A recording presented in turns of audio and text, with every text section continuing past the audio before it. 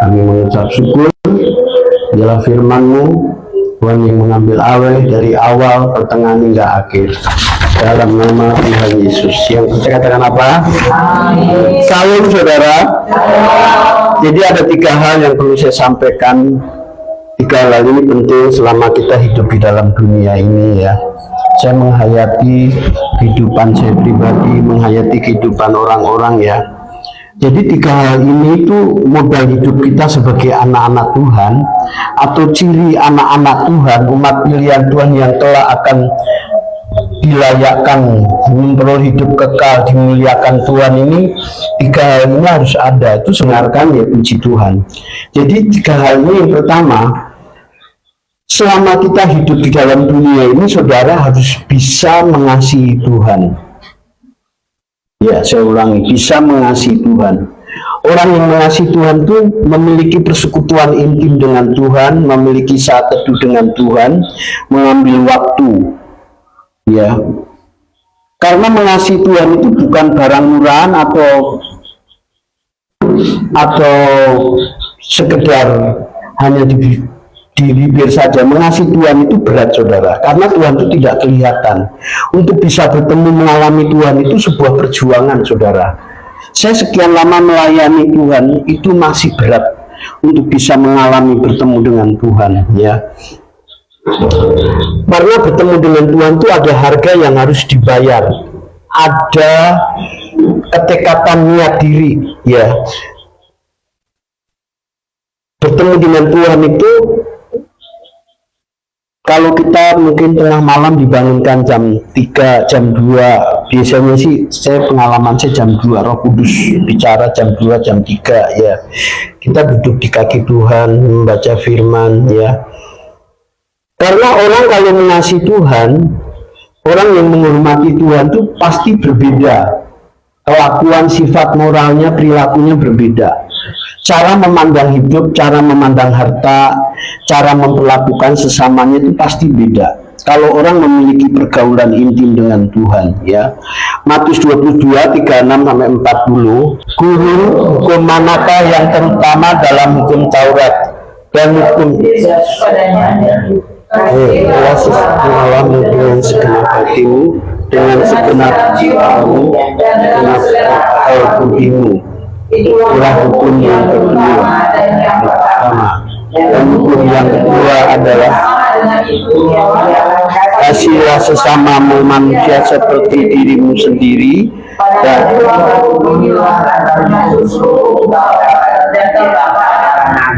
jadi itu Yesus itu Tuhan yang menjelma menjadi manusia. Jadi Tuhan itu tahu intisari hukum Taurat itu harus mengasihi Tuhan. Di dalam perjanjian lama, bangsa Israel itu kalau dia mengasihi Tuhan ya, bangsanya aman-aman. Tapi kalau dia mau memberontak, itu dihajar Tuhan ya.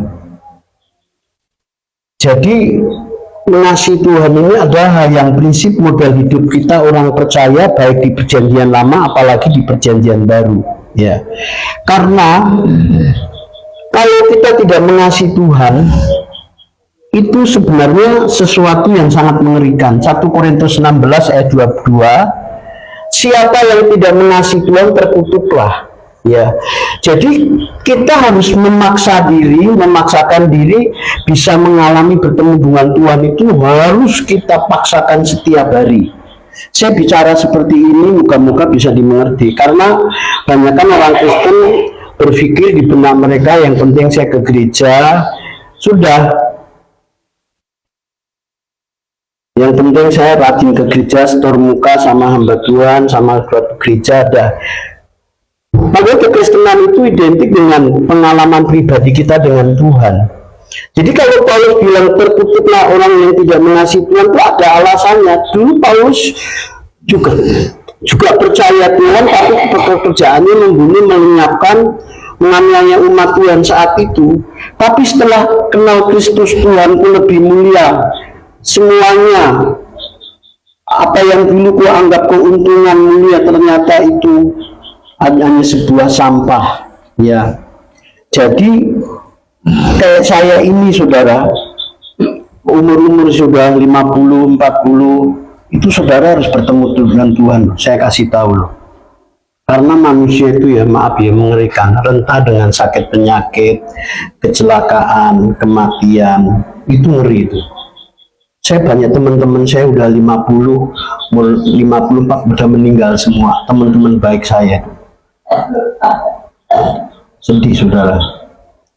Jadi kalau orang nggak menghayati arti hidup, nggak menghayati ketragisan hidup, orang tidak akan tahu apa itu ketragisan hidup kalau tidak ada kecelakaan, saudaranya sakit nggak sembuh-sembuh, belum dikhianati usahanya, nggak maju-maju ya, meninggal mendadak, dia belum sadar bahwa itu tragis, dia nggak sadar itu. Ya, jadi kalau ketragisan hidup itu kalau orang menghayati waktu menyadari bahwa hidup ini memang kita membutuhkan Tuhan. Tanpa Tuhan, hidup kita ini sebenarnya nggak ada artinya. Memang manusia diciptakan Tuhan itu ada ruang kosong, dikunci, bahasa Jawanya digembok. Itu tidak bisa jiwa kita dipuaskan dengan harta dunia, kemewahan, segala kemuliaan yang kita miliki. Pada suatu hari, cepat maupun lambat, kita akan meninggalkan orang yang paling dekat, suami, istri, anak, cucu kita, pasti itu. Dan orang kan nggak menghayati itu, pasti kita akan tinggalkan. Dan itu kalau orang-orang sudah menyadari ini, dia akan tahu bahwa harta abadi dia itu pribadi Tuhan. Kelak kekasih kita, soulmate kita itu pribadi Tuhan, yang kelak kita kalau sudah dipanggil Tuhan, yang menemani kita dalam kekekalan itu pribadi Tuhan, bukan suami kita, bukan anak kita, cucu kita. Itu harus kita hayati saudara. Jadi bergaul dengan Tuhan, mengasihi Tuhan itu harus memaksakan diri ya. Yang kedua, itu sih analisa saya, muka-muka nggak salah, hidup ini singkat. Jadi selama kamu hidup, kamu harus memiliki kasih terhadap sesamanya. Kalau enggak, itu bahaya sekali. Ya, saya sudah melihat kejadian-kejadian hidup yang saya alami umur 60. Rajin doa, saat teduh ikut doa, tapi perilakunya yang menyedihkan sekali. Ya, karena kasih itu hukum tertinggi di kerajaan surga. Ya, kelak kalau kita dipanggil Tuhan, itu yang ditanyakan perlakuan kita terhadap sesama kita, bukan pelayanan kita, bukan track record kita sudah melayani, bukan. Matius 25, 31 dan selanjutnya, Tuhan Yesus bilang, memisahkan antara kambing dan domba. Waktu aku lapar, engkau memberi aku makan.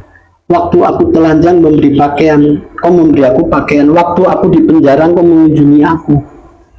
Terus orang yang di sebelah kirinya tadi, sebelah kanannya tadi, Tuhan, kapan kau lapar? Kapan kau telanjang di penjara? Oh, waktu kamu mengasihi orang-orang yang tidak dianggap oleh dunia, kelompok marginal, kelompok outcast, orang-orang tersisihkan. Ya, itu harus hayati. Bahkan di Ibrani sana, di Yakobus ya, kasih itu mengalahkan dari penghakiman. Orang yang tidak ada belas kasihan akan dihukum dengan tidak belas kasihan. Tapi kalau belas kasihan itu mengalahkan penghakiman, itu di akhir hidup kita, waktu kita menghadap Tuhan, selama hidup kita memiliki kasih terhadap sesamanya. Saya sudah ngomong berkali-kali di gereja-gereja ini,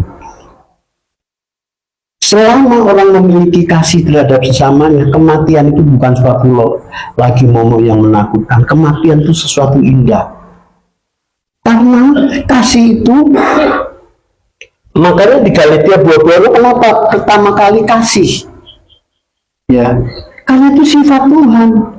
Jadi mau di ketua sinode ya, maaf ya, hamba Tuhan, jemaatnya banyak, kaya, disanjung-sanjung, dihormati, sukses di mata dunia.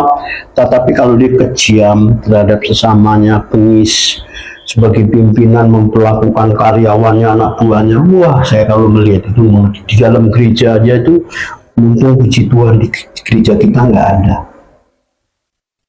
Ya, di gereja kita bisa jadi contoh. Gembalanya apa? Saling tikam-menikam di gereja mengerikan sekali.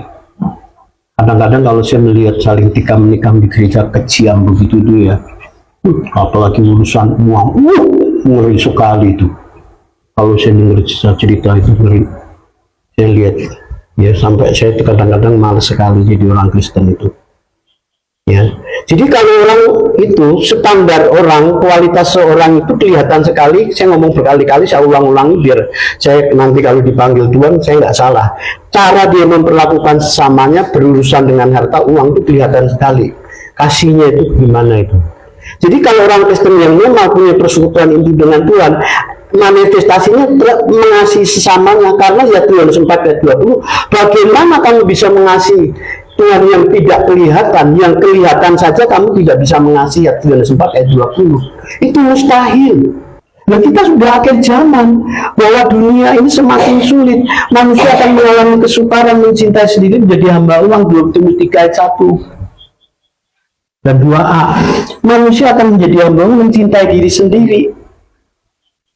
Wahyu 21:11, yang benar semakin benar, yang cemar semakin cemar, yang kudus makin menguduskan. Udah pilihan, sudah gak ada waktu lagi kita main-main dengan dosa. Dan itu pun saya tahu sering saya meleset, sering ada kata-kata yang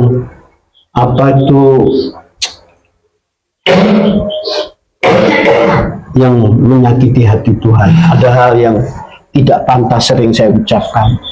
Saya sering gagal, saudara. Saya tahu rahasia ini. Gimana orang-orang yang nggak tahu mengarahkan hidup kekekalan, bahwa hidup itu fana singkat. Bagaimana saudara berusaha hidup berkenan, itu berat perjuangan. Bagaimana menghayati arti hidup dari kodrat dosa menjadi kodrat ilahi, ya, bahwa manusia batinnya kita yang seharusnya dipercantik, bukan hanya di salon mempercantik alis, muka kuku kita, ya kuku saya hitam semua nih. Ya, mempercantik, tapi ya, manusia batinnya ini nggak digarap. Karena jika aku akan berjil, aku mempunyai alasan untuk membukakan diri. Sebab itu adalah harusnya begitu. Celakalah aku jika aku tidak memberitakan Injil. Jadi Paulus itu celaka kalau dia tidak memberitakan Injil. Jadi orang Kristen itu sudah ditebus darahnya yang mahal, tidak ada kasta hamba Tuhan, tidak ada kasta jemaat. Semua kita ini hamba Tuhan, cuman profesi panggilannya beda-beda. Ya, ada yang jadi guru, jadilah guru yang baik. Kamu bukan hanya transfer knowledge, pengetahuan, tapi mengasihi, jadi teladan bagi murid-muridmu. Kalau jadi dokter, jadi dokter yang baik. Ada orang-orang yang tidak perlu bayar, kamu itu jadi dokter. Kamu suatu-waktu Tuhan panggil, inilah anakku yang kukasih kepada yang berkenan. Kalau kamu jadi kepala sekolah, jadi guru yang baik. Jadi seorang pengusaha, jadi seorang politikus yang baik, saudara. Itu semua melayani Tuhan, cuman beda panggilan, ya. Jadi itu nggak ada kasta-kasta, ini hamba Tuhan, ini kalau jemaat berarti hamba setan dong. Kalau jemaat itu bukan hamba Tuhan, karena kamulah imamat raji, bangsa yang terpilih. Kamulah imamat, kita ini imamat Tuhan, bangsa yang terpilih, umat Tuhan semua, saudara. Jadi karena hidup kita sudah ditebus Tuhan dengan darah yang mahal, hidup kita ini, ya maaf ya, kita ini sepanjang hidup kita harus melayani. Melayani tidak harus jadi pendeta, tidak harus jadi khotbah di mimbar, tapi dimanapun melihat engkau, mereka melihat keteduhan orang ini baik. Dia bisa berkata orang ini baik, jujur, orang ini tulus. Tapi dimanapun kamu berada, orang melihat kamu melihat surga, melihat kamu nyaman, orang ini enak. Aduh, masa mengasihi Tuhan. Yang kedua apa? Mengasihi sesat. Waduh. Yang ketiga apa? Melayani Tuhan sesuai panggilan kita, ya.